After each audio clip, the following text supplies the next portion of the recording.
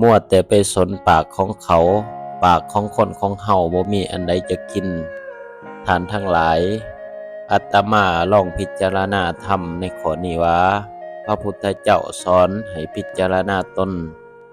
เบิ่งตนให้หลายกว่าเบิ่งคนอื่นแก้ไขตนพัฒนาตนให้หลายๆเถิดซึ่งก็คิดถึงในข้อนี้ว่าปากของคนอื่นเขามีสิทธิ์ที่จะเว้าให้เฮาได้ปากของคนอื่นเขามีสิทธิ์ที่จะนินทาเฮา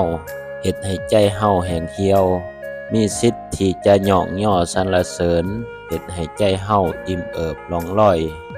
จนลืมที่จะลงมาเหยียบพื้นในเมื่อใจของเฮามีทั้งล่มหลงก็ดีทั้งเหี่ยวแห้งก็ดีใจของเฮาก็มีคุณภาพที่ต่ำลงที่จะมาเฮ็ดเวียกเลี้ยงปากของคนในบ้านพ่อเอ้ยมีข้าวใส่ปากแล้วบ่แม่เอ้ยมีข้าวใส่ปากแล้วบ่ลูกเอ้ยพี่น้องลุงป้าน้าอามีข้าวใส่ปากหรือยังเมื่อใจของเฮาหมดคุณภาพในการเฮ็ดเวียกก็เฮ็ดให้ปากของคนเหล่านี้ก็มีคุณภาพของอาหารและชีวิตที่ดีในอนาคตต่ำลงไปนำเพราะปากของคนอื่นที่เขาเป่าลมออกมา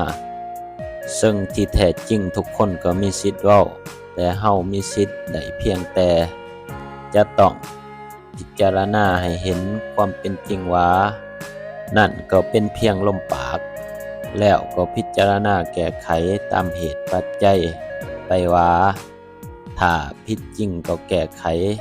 ถ้าดีจริงก็เพียงแต่วางใจเฉยๆไว้แบบนี้ใจของเฮาก็รักษาคุณภาพได้แล้วให้ใจอยู่เป็นแบบกลางๆเมื่อใจมีคุณภาพปากของคนของเฮาก็มีคุณภาพไปนำตามคุณค่าของอาหารและคุณภาพของชีวิตปากของคนอื่นก็เป็นเพียงปากที่มีสิทธิ์ที่จะเว้าเขาก็เว้าไปแต่ถ้าไผคิดจะด่าคิดที่จะผลภัยก็ผลไปมันก็ฮอดปากของเขาเองเฮาบ่มีสิทธิ์ที่จะไปฮอดตามปากของเขาปากของคนของเฮาบ่มีที่จะกินมื้อนี้ก็อย่าไปสนใจปากของไผทั้งสิ้น